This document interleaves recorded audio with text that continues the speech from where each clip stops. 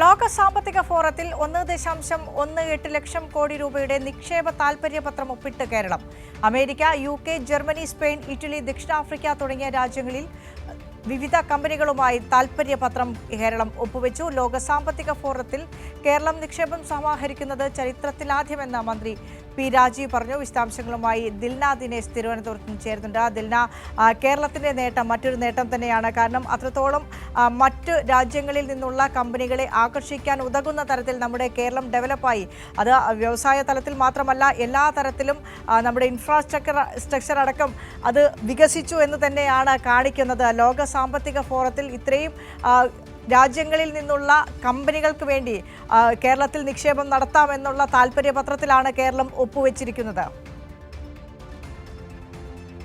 നിക്ഷേപ സാധ്യതകൾ ആഗോള വ്യവസായികൾക്ക് മുന്നിൽ അവതരിപ്പിക്കുക എന്നൊരു ലക്ഷ്യത്തോടു കൂടിയായിരുന്നു വ്യവസായ മന്ത്രിയുടെ നേതൃത്വത്തിലുള്ള 5-അംഗ സംഘം ദാവോസിൽ നടന്ന ലോക സാമ്പത്തിക ഫോറത്തിൽ പങ്കെടുത്തിരുന്നത്. അതിലാണ് ഇപ്പോൾ ചരിത്രത്തിലെ ആദ്യമായിട്ട് ചരിത്രത്തിലെ ഒരു നേട്ടമായി തന്നെ 1.18 ലക്ഷം കോടി രൂപയുടെ നിക്ഷേപ താൽപര്യപത്രം കേരളം ഒപ്പുവെച്ചത്. America, UK, Germany, Spain, Italy തുടങ്ങിയ രാജ്യങ്ങളിൽ നിന്നുള്ള കമ്പനികളുമായാണ് ഈ ഒരു താൽപര്യപത്രം ഒപ്പിട്ടത്.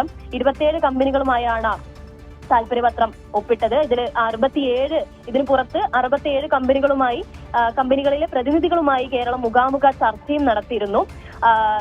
ഈ മെഡിക്കൽ വ്യവസായം, renewable energy, data centre, emerging technology തുടങ്ങിയ മേഖലകളിലെ കമ്പനികളുമൊക്കെയായാണ് ഈ ഒരു ധാരണാപത്രം ഒപ്പിട്ടിരുന്നത്. ഈ 5 പേരടങ്ങുന്ന ഉന്നത പ്രതിനിധി സംഘത്തിൽ സംസ്ഥാന ചീഫ് സെക്രട്ടറി A. ജയതിലക് അടക്കം നിരവധി പേരായിരുന്നു ഉണ്ടായിരുന്നത്.